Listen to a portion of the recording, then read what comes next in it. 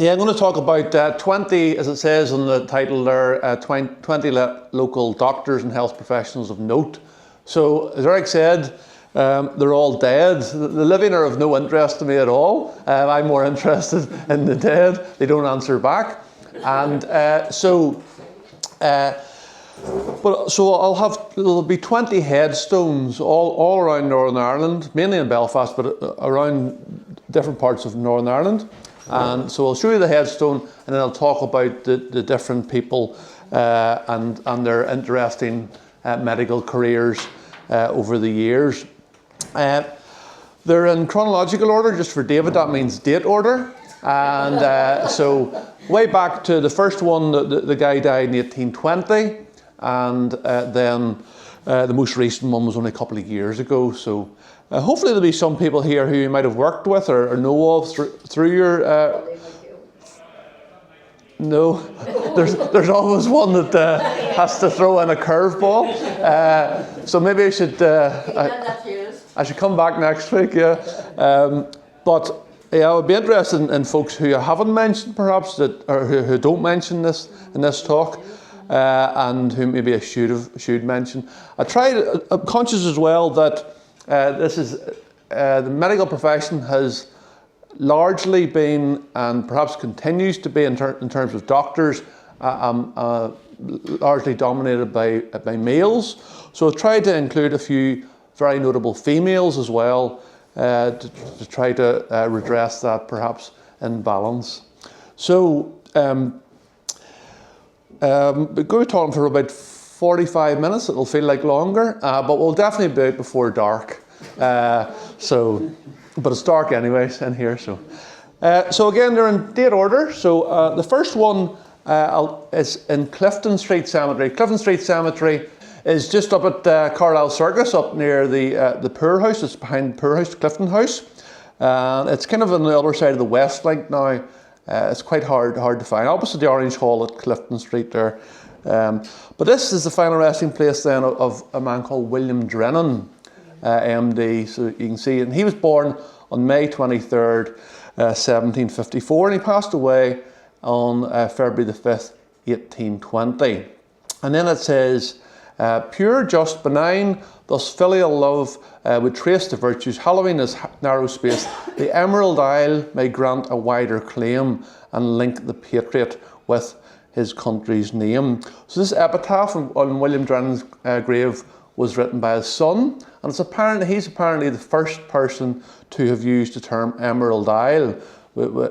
So he came up with that expression, the Emerald Isle. So we all just think, well, the Emerald Isle is taken for red, but the Drennans apparently were instrumental in that. So this is William Drennan here, and he was the youngest son of the Reverend Thomas Drennan, minister of First Presbyterian Church in Belfast, and he was originator of the concept of what would become the United Irishmen in 1791. He'd been an active in the volunteer movement in the years before he founded the United Irishmen. He was arrested in 1793, and he moved away from the increasingly separatist organisation, at least publicly, but continued to pen nationalist poetry. He retired in 1807, and he moved back to Belfast. He didn't live too far away from here. He lived in Cabin Hill, in other words, what became Campbell College Prep on the Newton Ards Road there, just at the Knock, near the Knock Lights. And he was buried in the shadow of the Poor House. But as a doctor, he was well known for pioneering smallpox inoculations. That was what he was perhaps best known for as a doctor. And he was also quite keen on cleanliness in terms of getting inoculations. So quite often people would have tried to clean things by putting them in their mouth and licking them, but that was of course not good medical practice, and it was only Drennan that discovered, he was the first person that discovered that was perhaps, rather than curing certain conditions, it was in fact spreading conditions. So he was a pioneer of smallpox inoculations, but also the increasing use of more sterile instruments whilst tending to the sick. The second one then, this is up in Lade outside Cushion Dun. It's a very fine Celtic cross here, as you can see. It's taken, I don't know quite what angle that's taken from. I think somebody was standing on top of the ruined church next to it to take that great photograph. It's a very heavily carved Celtic cross, and it is the final resting place of this man depicted here. He's a man called Dr. James McDonald, and he's known as the father of Belfast medicine. And he was a polymath, which apparently means a person of wide learning and knowledge. And he was the co-founder of the Belfast Dispensary and Fever Hospital in 1792. And he was the first president of the Belfast Literary Society, and also a founding committee member of the Belfast Reading Society, which turned into the Linen Hall Library. He was also a reviver of the Belfast Medical Society, which is now the Ulster Medical Society, and he was the co-founder of the Irish Harp Society in 1808. He was also a friend of Wolfe Tone, Thomas Russell, and the leaders of the Irish Republican Society and the United Irishmen. He was also involved in the Royal Belfast Academical Institution, thankfully better known as INST. But the headstone itself, at the base of it, it says, erected in memory of James MacDonald of Belfast and of Murlock in the county, in other words, up near Cushion Dun, a physician whose great abilities and greater benevolence made him venerated in the glens of Antrim, where he was born, and in Belfast, where he died, AD 1845, in his 82nd year. The next one then, this is in Balmoral Cemetery. So if you come out of Musgrave Park Hospital, there's a little cemetery just directly in front of you there. And this headstone itself was designed by a very famous architect, a man called W.J. Barr. Amongst the things that he would have built would include the original library at Queen's, and he also had a part in the design of the Albert Clock. But he also built a number of headstones. This is one in Balmoral, and there's another one not just across the road here or that way in Knockbreda Parish Church. But this is the final resting place of this man, Professor John Creary Ferguson. He was born in Tandragee in 1802, and he studied medicine at Trinity College Dublin and in Edinburgh, and he became a Fellow of the Royal College of Physicians in Ireland in 1829. He was a pioneer of the stethoscope, and in November 1827, at the Dublin General Dispensary, became the first person in these islands to hear the human fetal heart. So he was a pioneer of the stethoscope. The stethoscope was very, very different in those days to what it is now, but it was this man, John Creary Ferguson, who, as I say, was the first person in Ireland to hear the human fetal heart.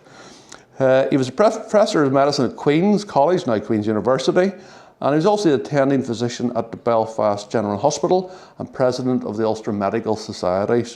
And it's a very unusual looking grave. It's like a mini Taj Mahal, and there's a photograph of me at it as well. You can see it's from a slightly different angle. So this is essentially Ballyclare down by that direction. So it's really in the sticks. But this very fine family grave is to the Stevensons, and it's built of Tardee rhyolite, which resembles granite. So 13 members of the Stevenson family are buried here. This unusual structure was erected in 1837 at a cost of £300, a lot of money in those days. But one family member was the superintending surgeon based in Madras, which is probably why it's like a mini Taj Mahal. It's got an Indian flavour about it.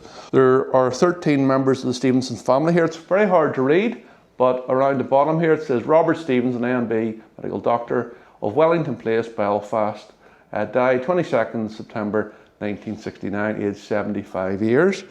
And then, as mentioned earlier, also in memory of Samuel Martin Stevenson, superintending surgeon, Madras Presidency, India. So this is in Friars Bush. Again, Friars Bush Cemetery is beside the Ulster Museum, just off the Stranmillis Road.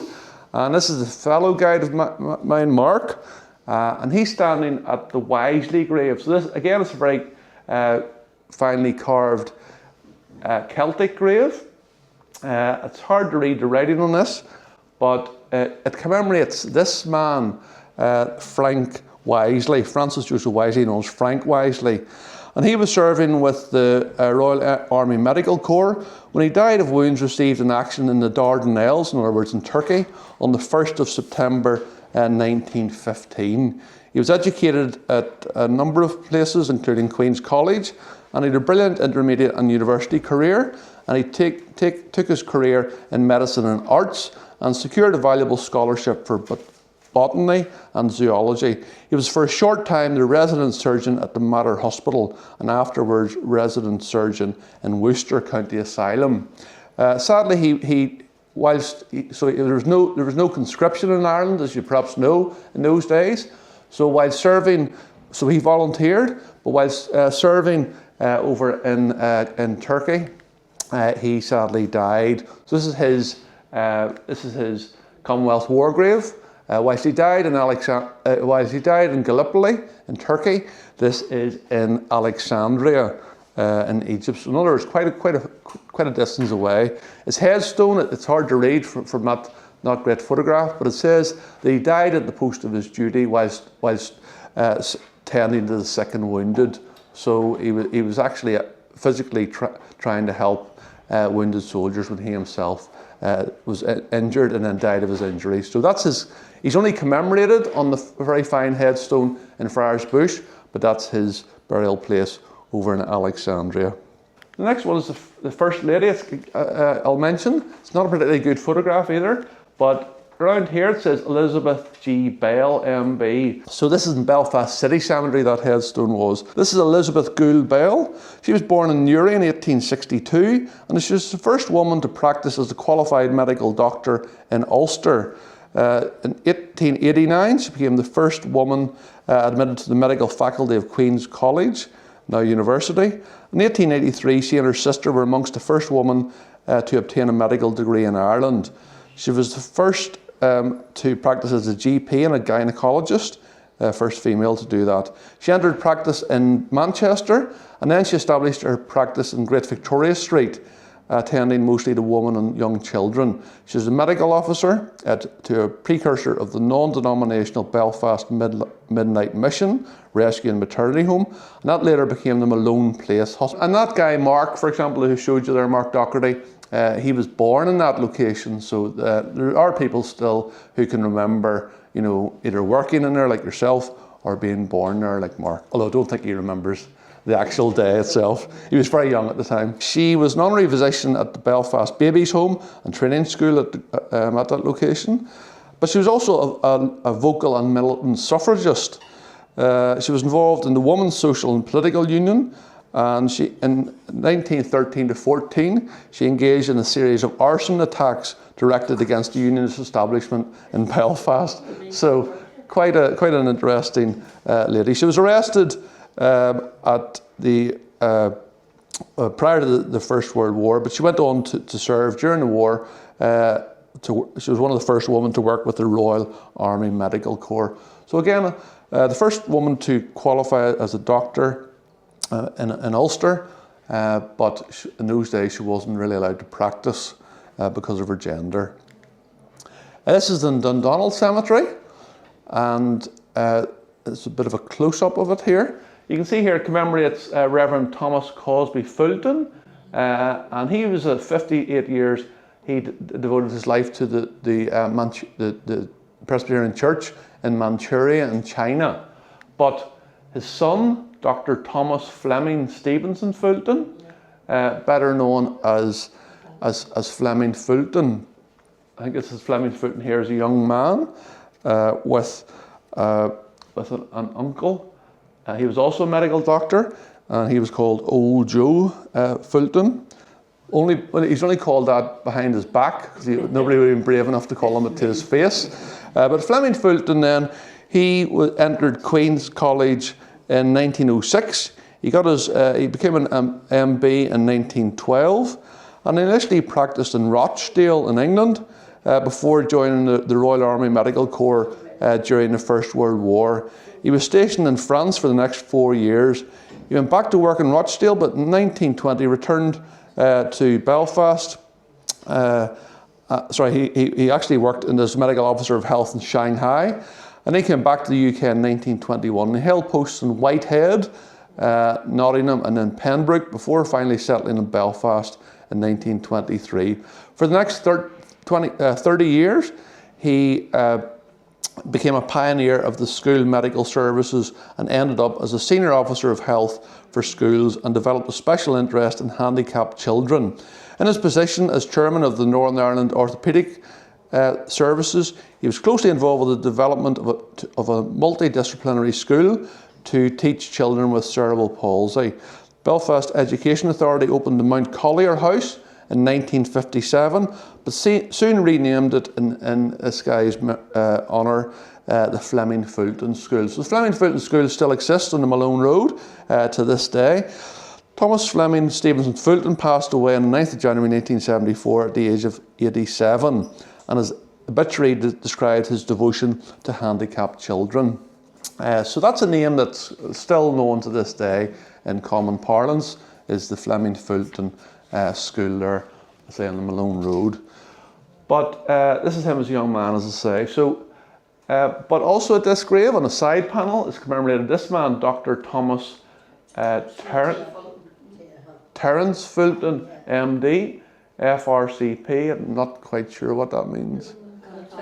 Fellow Royal College. Yes, I like to engage with the audience. So, and let on, I knew that already, which I didn't. And then, you remember him? OBE, and he's described there as a devoted physician, dedicated physician, devoted husband and father. So this is him here, and that's him at the palace getting his OBE. So Terence Fulton, was he known as TT, right? Thomas Terence Fulton, known as TT or Terence to his mates. He studied medicine at Queen's, but because of the outbreak of the war then, he finished part of his studies in Cincinnati in Ohio. He returned from America and he served in the RAF in Palestine in the years during the Second World War. His first medical practice was in Banbridge, where he was a consultant physician with the Dromore and South Armagh Hospital Group from 1951 to 54. He came then to the Royal Victoria Hospital in Belfast in 1954, where he served as a consultant physician until his retirement in 1986. It says online that he was a brilliant diagnostician and a walking encyclopedia of medical knowledge combined with compassion and common sense. His OBE was for services to medicine in 1986, and he died 4th of November 2009 at the age of 88. So this is him with his wife over at the palace when he got his OBE in 1986. His wife is buried in the same grave on another commemorated on a different side panel. And here she is here, Mrs. Denise Ingham Fulton, MB, Nee Corky, that was her maiden name. And she's described as dearly beloved and ever-loving wife of Terence, but she was a doctor as well, as suggested by the words MB there. So that's the Fultons. There's 3 doctors in that grave alone, as well as someone who was a medical missionary over in Manchuria for many years. So this is up in Balaki, in the Catholic graveyard up in Balaki, and so this is the McConnell grave, and but you'll see down here is a little plaque. This is relatively new. This is to a man called Dr. Richard Henry Hunter, known as Dickie Hunter, born on the 15th May 1885, passed away on the 10th of July 1970. And he was formerly of Ballynees. Ballynees is an area up there, a townland up near Balaki in County Londonderry. He was a quite unusual man. This is a portrait from the Great Hall in Queen's. And he was, according to online, he was an anatomist and a circus impresario. Those were his 2 interests. He was born in yes, not a usual combination. He was born in Berbice in Guyana, but both of his parents were from Port Glenone, educated in Ballymena, and he studied art in Belfast and Paris. He returned to Ireland in 1915. He studied at Queen's, obtaining an MB, a BCH, a BAO, and an MD with gold medal, an MCH in 1925, a PhD in 1928, and continued his his studies in London, Paris, and Tübingen. I think that's Germany. He was a staff member of the anatomy department at Queen's from 1920 to 1937, and he was successfully appointed demonstrator, junior lecturer, and then lecturer in anatomy and human embryology, and accepted the post of secretary to the university.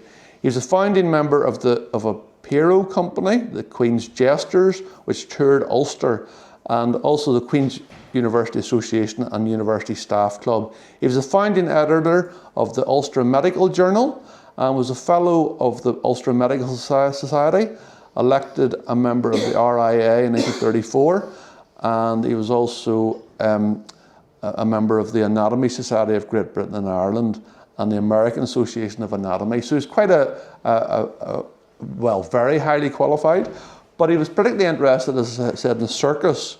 So he was instrumental in the opening of the Municipal Zoo up at Bellevue in 1934, and he was curator and zoological advisor until he resigned in 1937. In July 1937, he amazed delegates at a conference of the British Medical Association when, in full evening dress, he entered the cage of two lionesses and charmed them for 4 minutes, armed only with a whip and an iron prong. So his interest in animals, combined with a love of the stage, stimulated an interest in the circus, and from 1940 until 1959, he presented the Dickie Hunter Circus every Christmas at the Hippodrome here in Belfast, acting as ringmaster. I would love to have seen that. I'm sure that was good crack. So again, a very, very highly qualified doctor, a very successful professional career, but he was particularly interested in the circus, as a founding member of Belfast Zoo, which you'll know is still there to this day. So next one then, this is in Carnmoney Jewish Cemetery.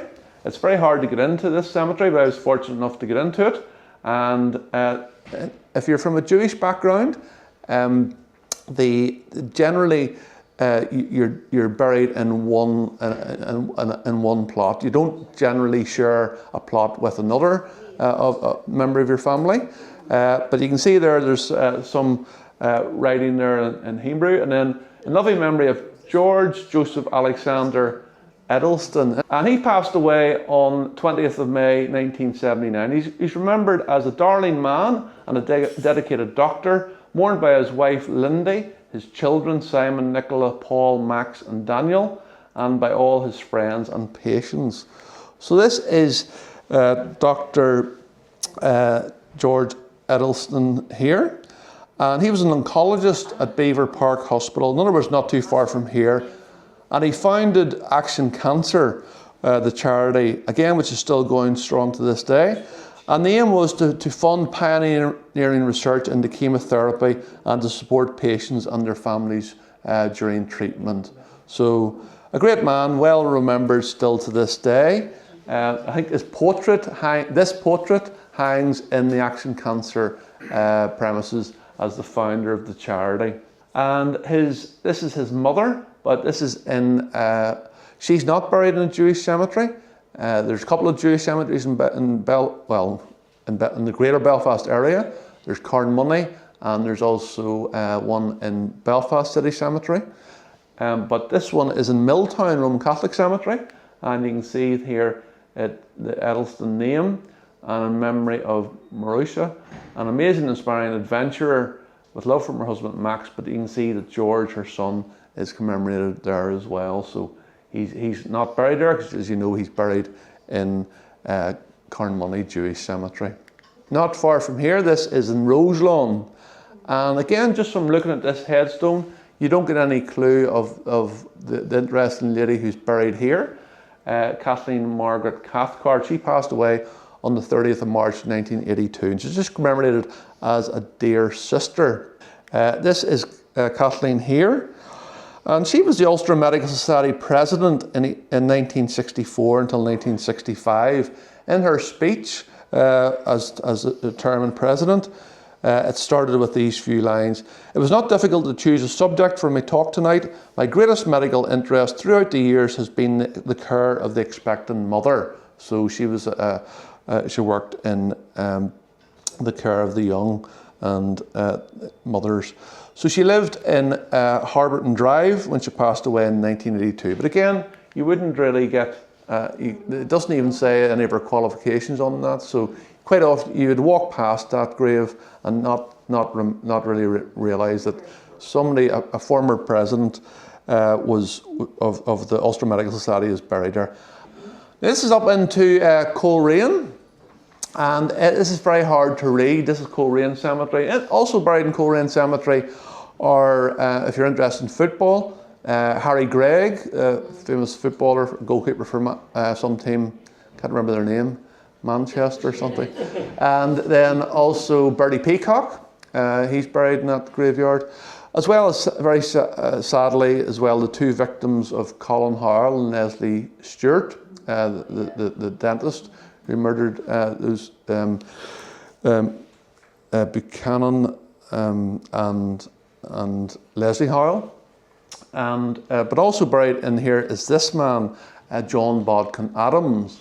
He was a prototype to Harold Shipman, essentially. So that's him commemorated there. He was a doctor. He was born in Randallstown, born and raised in Randallstown.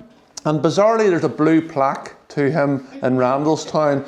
And it claims, it boasts on the blue plaque, which I have never seen actually, but I presume it's still there, that he was the only doctor in British medical history to be acquitted of murder. So he was born in, he was a GP, but he was also a convicted fraudster and a suspected serial killer. Between 1946 and 1956, 163 of his patients died whilst in comas, which was deemed to be worthy of investigation. I'm sure it was. In addition, 132 out of 310 patients had left money to Adams in their wills, or items in their wills. So he was tried and acquitted for the murder of one patient in 1957, whilst another count of murder was withdrawn by the prosecution in what was later described as an abusive process by the presiding judge. His trial at the time, his first trial, was described as one of the greatest murder trials of all time and dubbed murder trial of the century. The trial also established the doctrine of double effect, whereby a doctor giving treatment with the aim of relieving pain may lawfully and as an unintentional result shorten life. Adams was subsequently found guilty in a subsequent trial of 13 offences of prescription drug fraud, lying on cremation forms, obstruction of justice during a police search, and failing to keep a dangerous drugs register. He was struck off by the General Medical Council in 1957, but he was reinstated in 1961 after 2 failed applications. So in other words, as soon as he was struck off, he's trying to get back on again. Scotland Yard's files on the case were initially closed to the public for 75 years and would have remained so until 2033, but were reopened in 2003 ahead of when they should have been opened. But you can see here it says, Dr. Adams found not guilty. So that's why he's looking very happy there. This is a book about him. John Bodkin Adams, Serial Killer, the extraordinary story of how the British establishment helped cover up the activities of a murderous doctor. And it was done by a man called Aidan Sullivan. I meant to say that all these crimes were perpetrated in Eastbourne in the south of England. So perhaps that's why you wouldn't have heard of him. But I say he was born in Randallstown and buried in Coleraine Cemetery. So he was here to start and the end of his life. Thank goodness he didn't hang around during his life too long. So that's the remarkable story of John Bodkin Adams. So this is not far from here, Drumbeg Cemetery. And this is the final resting place of this man, Ian Fraser. He's commemorated there. This is a great photograph of Ian Fraser. So he was a surgeon who served as the president of the Royal College of Surgeons in Ireland in 1954 until 1956. And he was president of the British Medical Association. In the Second World War, he was responsible for the implementation of the widespread use of the newly discovered penicillin throughout medical hospitals, in the process saving tens of thousands of lives. So this guy was a real pioneer. He was described as, quote, Northern Ireland's best known surgeon, close quotes. And he was also a lifelong campaigner for the harmonisation of relationships between Northern Ireland and the Republic of Ireland. And the Serene Fraser Theatre in the Royal Victoria Hospital is named in his honour. So this is down in Moira. No, I'm not. In Moira Presbyterian Church. And it commemorates here Professor Mary Graham McGowan, CBE, MD, PhD, FRCP. Again, this is another one that features on the YouTube channel, as I say. Died 21st November 2004, aged 81. She's commemorated as the daughter of James and Sarah McGowan. The church is just here. It's just behind the church. So this is Mary McGowan. Again, this portrait here hangs in the Great Hall in Queen's. And she first entered the halls of Queen's University in 1940 to study medicine and soon became, quote, one of Northern Ireland's most outstanding physicians and clinical scientists, close quote. She graduated with honours in 1926, but was treated poorly due to being married and failed to gain employment after graduating. Despite these setbacks, she focused on her studies and was awarded a PhD in biochemistry in 1953.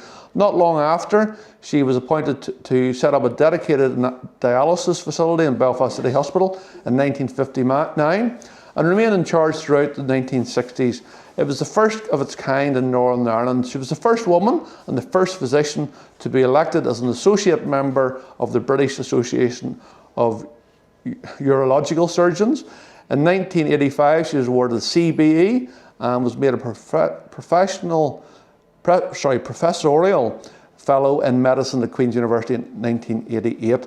On the 50th anniversary of the National Health Service in 1998, Molly McGowan was named as one of the 50 women who contributed most to its success. So this is down in Hillsborough in Parish Church, and I could not mention this guy. Frank Pantridge. So you'll see here, this is the Pantridge grave, and you can see this is the Pantridge grave here, but commemorated here is James Francis Pantridge, CBE, MC, FRCP. Died Boxing Day 2004, aged 88 years. So again, you don't get much of a clue from the headstone of his remarkable life. So this is Frank Pantridge here. And he's remembered as a cardiologist who invented the portable defibrillator. That's a device that helps save millions of lives over the last 50 years. He was born in 1916 and he grew up on the farm on the outskirts of Hillsborough. He completed his secondary education at Friends School in Lisburn and went on to study medicine at Queen's before qualifying in 1939. When World War II broke out, he was posted to the Far East as medical officer to an infantry battalion. He was captured during the fall of Singapore in 1942 and was a prisoner of war. He spent most of his time as a slave labourer on the Burma Railway. He was later awarded the Military Cross for his service. In 1950, he was appointed as a physician of the Royal Victoria Hospital. And in 1965, with the help of John Geddes, a senior house officer, and technician Alfred Mawhinney, Professor Pantridge invented the world's first portable defibrillator using car batteries for the current. He installed it in an ambulance, or an ambulance as we say in Belfast, and the device was first used in January 1966. That first model weighed 70 kilos. The current devices weigh just 3 kilos. The so-called Pantridge Plan was taken up in America, where mobile units were swiftly put into operation. The mobile defibrillator was used to treat US President Lyndon Johnson when he suffered a heart attack in Virginia in 1972. It is said that Frank Pantridge became so well known in America that he could have run for Congress. So in the UK, we're a little bit slower in implementing the defibrillator apparently, but it caught on really in America. So Frank Pantridge died in 2004. In his obituary in The Guardian, it observed that he was unquestionably focused and brilliant. He brought about unique advances in cardiology. It also, however, noted that he could be cantankerous, gruff, even rude, and yet witty and generous. And he's commemorated then at down at the Island Art Centre, the headquarters of what was previously Lisburn Council, just down by the Lagan there. And you can see there, great statue of him, but there's his defibrillator there beside. So you don't think it's that good? No. Well, is it good as the defibrillator?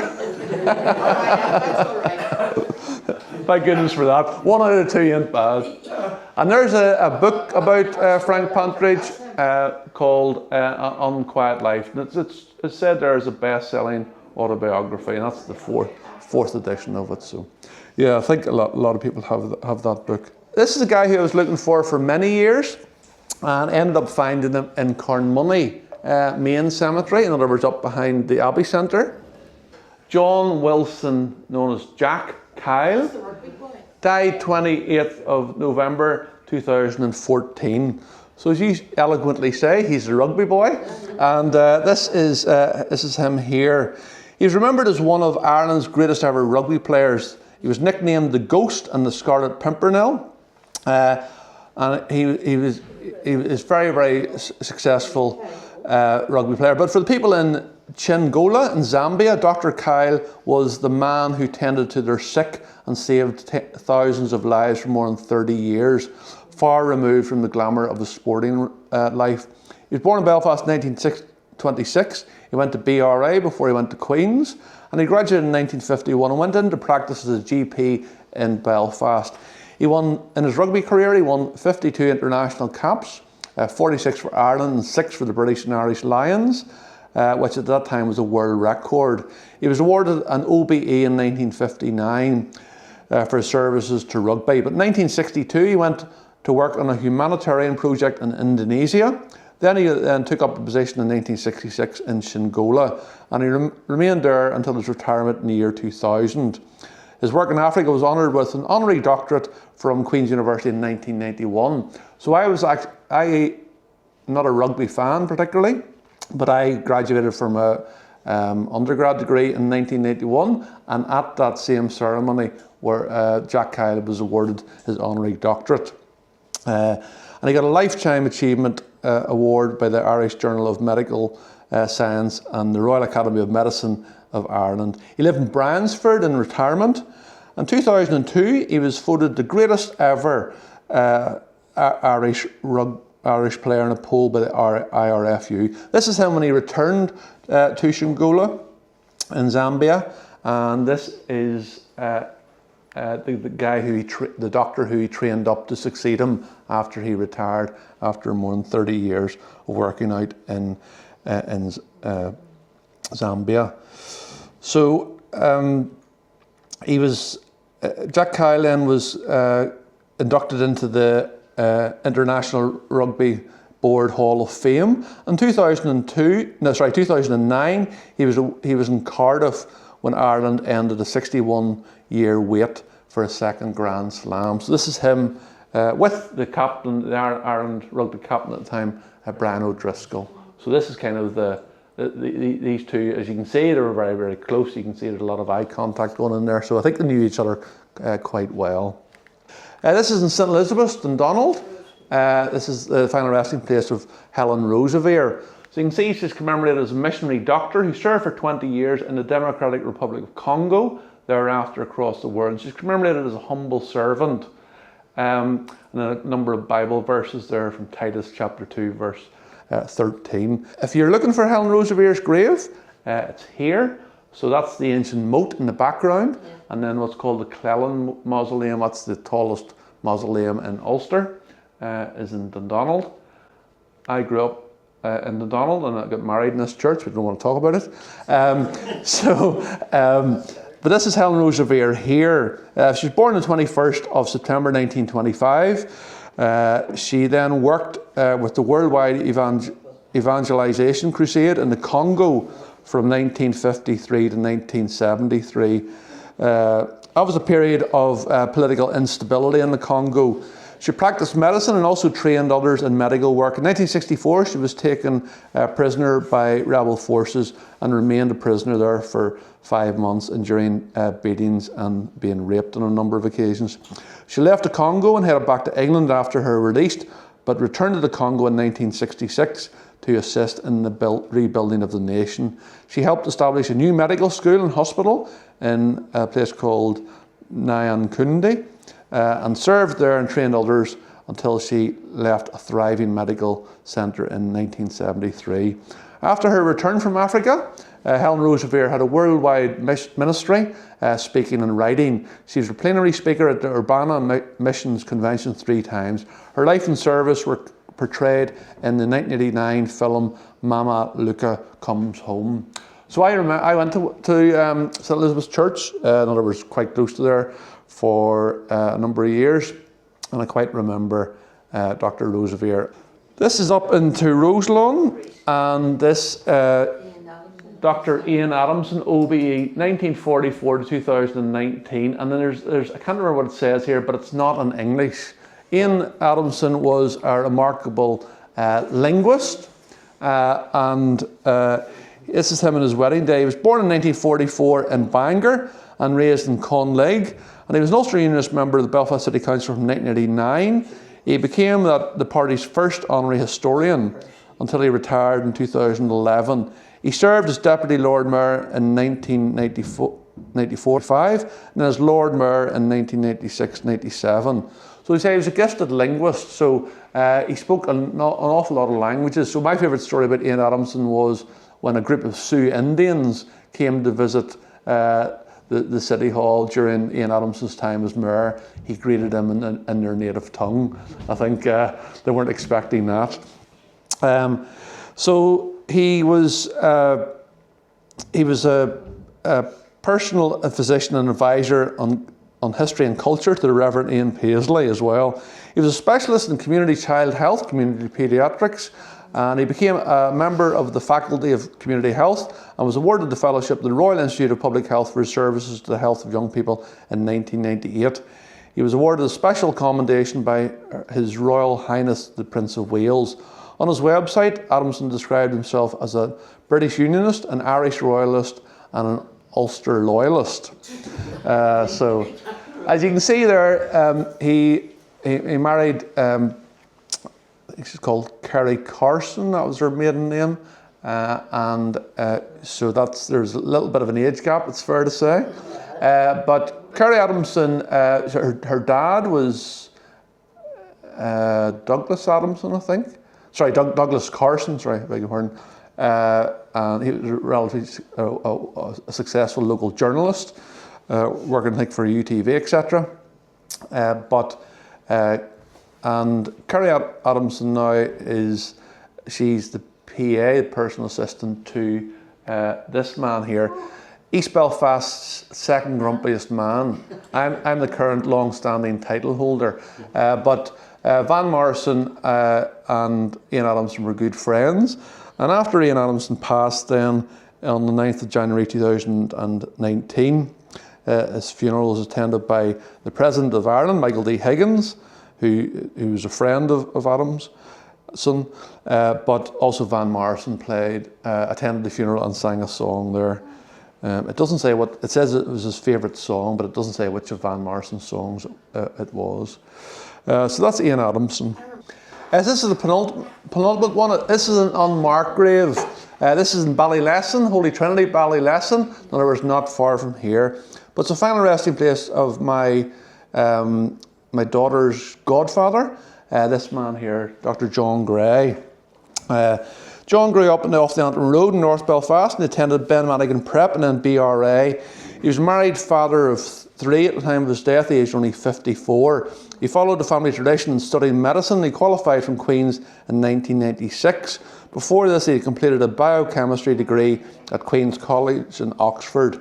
He also did reconciliation work at Coromila and helped young offenders. He then joined the Ulster Hospital Emergency Department in 2002, where he met his wife Sarah, who worked as a nurse.